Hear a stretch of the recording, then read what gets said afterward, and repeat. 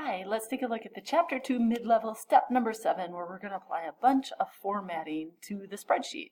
So here in step 7 it says apply accounting number format to the range C5 through C16, then apply accounting number format to the first row of monetary data. So we'll do all of that work, and then next we'll apply accounting number format to the total row as well.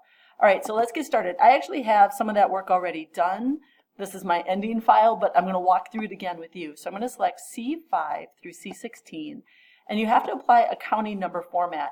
Although it looks exactly like the currency style, don't choose currency style, make sure it's accounting number. And then when they say the first row of monetary data, they mean this row here. So I'm going to select C5 through K5, and again apply accounting number format there. And then the totals row is down here in the 17, so I'm going to select that range in row 17 and again apply accounting number format. In that same step, I'm going to flip back to the instructions. It says, step 7, apply comma style to the monetary values for the other employees. And what they mean is all of this other data.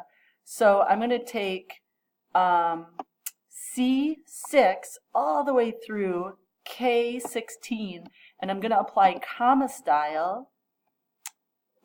Oh, you know what? It's not in the list. It's right here's my little comma style. So I'm going to select that tool. And then I think I'm just going to flip back to the instructions. Comma style for the other employees. All right. Then it says underline the last employee's monetary values and use the format cells dialog box for a top and double bottom border. All right. So we're going to select the last employee is here. Only the monetary values. So what does that give us here?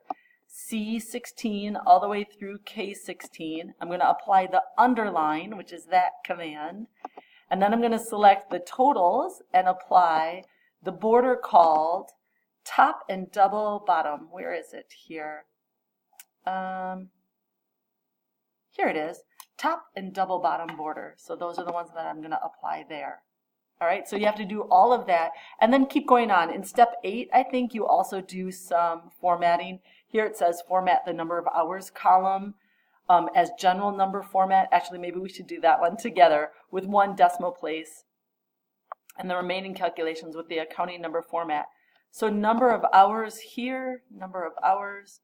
I'm going to select this column here, and that is to be general with one decimal place there.